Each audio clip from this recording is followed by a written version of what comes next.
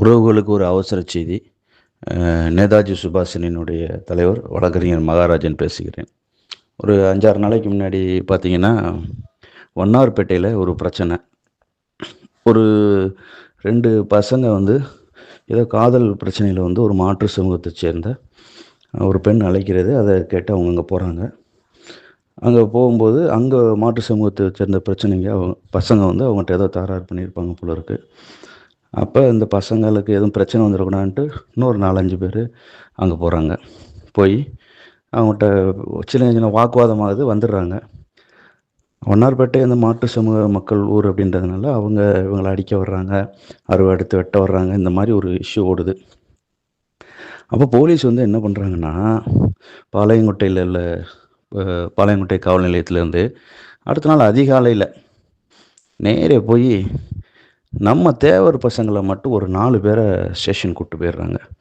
கூப்பிட்டு போய் அவங்க மேலே வழக்கு போடுவோம், இவங்க அருவா எடுத்துகிட்டு போனாங்க அப்படின்றாங்க.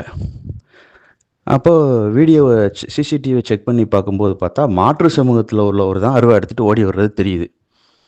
ரொம்ப நேரமாக இவங்க மேலே வழக்கு போடுறது காரணமே இவங்க அருவா எடுத்துகிட்டு போனாங்க அப்படின்னு சொல்லிகிட்டே இருக்காங்க. ஆனால் மாற்று சமூகத்தினர் அருவா எடுத்துகிட்டு வர்றது அதில் தெரியுது. இப்போ இவங்களால் ஒன்றும் பண்ண முடியல போலீஸால். அப்போ நாங்கள் சொல்கிறோம், ஒன்று கேஸ் போட்டால் 2 பக்கமும் போடுங்க, இல்லை விடுங்க அப்படின்றோம். இவ்வளவுக்கும் மாற்று சமூகத்திலேருந்து புகாரே கொடுக்கல. போலீஸ்க்கு எவ்வளோ இன்ட்ரெஸ்ட் இருக்குது பாருங்கள் நம்ம மேலே கேஸ் போடுறதில்ல, தேவர் சமூகத்தின் மேலே கேஸ் போடுறதில்ல. பாளையங்கோட்டை போலீஸ்க்கு எவ்வளோ இன்ட்ரெஸ்ட் இருக்குது பாருங்கள். உடனே சரி அப்படின்னு சொல்லிட்டு நம்ம மேலே கேஸ் போடுறாங்களாம். எப்படி போடுறாங்களாம், உங்கள் மேலே சின்ன செக்ஷன் போடுறோம், பிசிஆர் போட மாட்டோம், நீங்கள் அவங்க மேலே கேஸ் போடக்கூடாது. எப்படி ஒரு பேரம் பாருங்கள். சரி, ஓகே, ஏதோ ஒன்று பண்ணுங்கள், பிரச்சனை குறைஞ்சா சரி தான்ட்டு அதையும் ஏற்றுக்கிறோம். ஏற்றுக்கிட்டு இவங்க மேலே ஒரு சின்ன கேஸை போட்டு அவங்கள்ட்ட போய் வலுக்கட்டாயமாக ஒரு புகாரை வாங்கி ஒரு சின்ன கேஸை போட்டு இவங்களை ரிமாண்ட் பண்ணிடுறாங்க ஒரு 4 பேர்த்த. நம்ம சரின்ட்டு பெயில் எடுத்துடுறோம். இதில் எத்தனைக்கும் இந்த பிரச்சனை காரணமே அந்த பெண்ணு தான். அவங்க தான் ஃபோனில் கூப்பிட்றாங்க, அதனால இவங்க போயிருக்கான். அக்ரஸார் அவங்க அதையும் விட்டுறான், அருவா எட்டு வந்ததையும் விட்டுறான், அவங்க அடிக்க வந்ததையும் விட்டுறான். விட்டுட்டு இவங்க மேலேயே கேஸை போட்டு உள்ள தள்ளிடுறான். அவங்கள பற்றி கம்ப்ளைண்ட் கொடுக்கவும் கூடாதுன்றாங்க. போலீஸ் அவங்க மேலே கம்ப்ளைண்ட் கொடுக்கக்கூடாதுன்னு சொல்லி எவ்வளோ உதவிகரமாக இருக்காங்க. நம்ம மேலே கேஸ் எப்படி போடுறாங்க பாருங்கள். நான் எப்படி போட்டால் அவங்க மேலே ஒரு திருநாட்சி ஒன்று போட்டிருக்கணும், நம்ம மேலே என்ன வழக்கு வருதோ அதை போட்டிருக்கணும். அதை போடாமல் பேரம் பேசி போடுறாங்க. சரின்னு விட்டாச்சு. விட்ட பின்னாடி இன்றைக்கி காலையில் ஸ்பெஷல் டீம் இவங்க என்ன பண்ணுறாங்க, அவங்க ஜாமீன் எடுத்து இன்றைக்கி காலையில் வெளியே வர்றாங்க. அந்த 4 பசங்களும் அங்கே போய் வாசலில் ஸ்பெஷல் டீம் நின்றுட்டு அவங்கள கூப்பிட போனவங்ககிட்ட தகராறு பண்ணுறாங்க. உங்கள் ஃபோனை கொடுங்க, உங்கள் ஃபோனில் அக்யூஸ்ட் டீட்டெயில் இருக்குது. எந்த அக்யூஸ்ட்டு? இந்த கொலை கேஸில் உள்ள அக்யூஸ்டா? ஒரு அக்யூஸ்ட் டீட்டெயிலில் உள்ள ஃபோனை எப்படி அவ கேட்குறான் பாருங்கள். இப்படி நடு ரோட்டில் பிடுங்குவாங்களா? தேவைன்னா ஒரு சம்மனை போடட்டும், ஃபோனில் உள்ள டீட்டெயில் தானே, அதை ஒன்றும் மறைக்க முடியாது. சிடிஆர் போட்டால் எல்லாமே வெளியே வந்துடும். அதை விட்டுட்டு ஃபோனில் அக்யூஸ்ட் டீட்டெயில் இருக்குது கொடு. அதாவது இவங்க போயிடுறாங்க சென்ட்ரல் ஜெயிலுக்கு கூப்பிட. அங்கே ஸ்பெஷல் டீமும் போயிடுறாங்க. அதில் நம்ம முருகன் ஒருத்தர் இருப்பார் போல இருக்குது, அகரத்துக்காரரு. நம்ம ஆளுக தான் போல இருக்குது.